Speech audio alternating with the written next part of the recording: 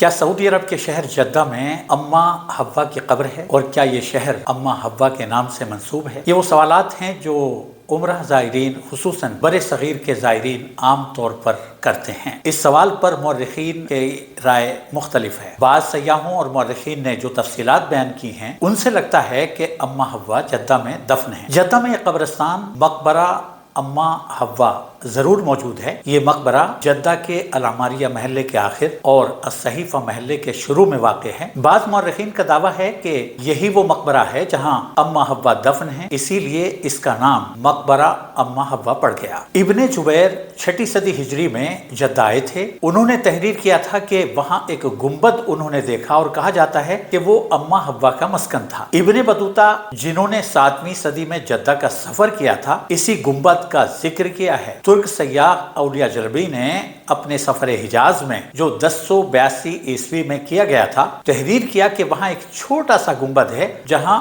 اما حوا دفن ہے۔ معروف مورخ الطبری اپنی کتاب تاریخ الطبری اور قرآن کے مشہور مفسر اور محقق ابن کثیر اپنی تصنیف البدایہ والنہایہ میں لکھتے ہیں کہ اما حوا مکہ مکرمہ کے قریب جدہ میں اتری تھیں۔ معروف مورخ ابن اسحاق نے یہی بات کہی ہے۔ 13ویں صدی عیسوی کے مصنف ابن النجار نے تاریخ المستنصر میں قبر کا بھی ذکر کیا ہے۔ قبر کی طوالت کے بارے میں بھی مختلف باتیں کہی گئی ہیں۔ مورخین نے کئی دعوے کیے ہیں۔ ایک سیاح محمد لبیب بشنونی نے جدہ میں اما حوا کے مقبرے کے حوالے سے لکھا ہے کہ یہ قبر 150 میٹر لمبی، 1 میٹر اونچی اور 3 میٹر چوڑی ہے۔ متعدد اسکالرز اور تاریخ کے ماہرین جدہ میں اما حوا کے مقبرے کو تاریخی افسانہ قرار دیتے ہیں۔ کنگ عبدالعزیز یونیورسٹی جدہ میں تاریخ اور بین الاقوامی تعلقات کے پروفیسر عبدالرحمن بن سعد العرابی نے جدہ کی تاریخ کا افسانہ کے عنوان سے کنگ عبدالعزیز اکیڈمی کے مجلے میں اس پر بحث کی ہے۔ پروفیسر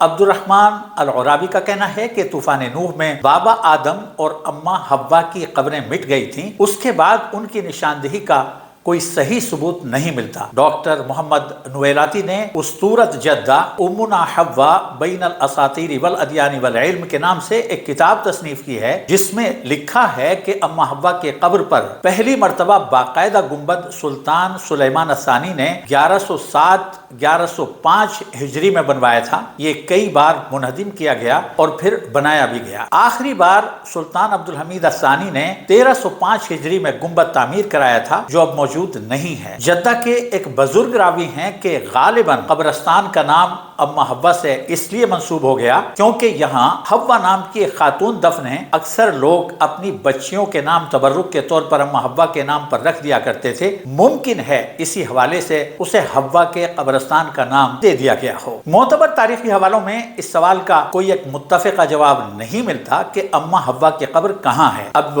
اس جانب آتے ہیں کہ جدہ کا نام جدہ کیوں پڑا۔ ماہرین لغت اور مورخین کہتے ہیں کہ جدہ شہر کو جیم پر زبر کے ساتھ جدہ اسی لیے کہتے ہیں کیونکہ عربی زبان میں جدہ دادی اور نانی دونوں کے لیے بولا جاتا ہے۔ اس شہر کی نسبت کل انسانوں کی دادی حوا سے ہے۔ اہل مصر جیم پر زبر کے ساتھ جدہ ہی بولتے ہیں۔ اہل حجاز جیم پر زیر اور دال پر تشدید کے ساتھ جدہ بولتے اور لکھتے ہیں۔ اس کے معنی برکت و سعادت کے ہیں۔ جدہ چونکہ پورے ملک کے باشندوں کو اپنی آغوش میں لیے ہوئے ہے، اس حوالے سے یہ تلفظ درست لگتا ہے۔ یاقوت الحموی اپنی تصنیف معجم البلدان میں جیم پر پیش کے ساتھ جدہ بولتے ہیں۔ اس کے معنی راستے سمندر کے ساحل کے ہوتے ہیں۔ ابن بطوطہ نے بھی اس کا ذکر جیم پر پیشی کے ساتھ کیا ہے۔ یہ تھا جدہ کا تعارف کہ یہاں اما حوا کی قبر واقع ہے یا نہیں، آیا یہ افسانہ ہے یا حقیقت، اور جدہ اما حوا کے نام سے منسوب ہے کہ نہیں۔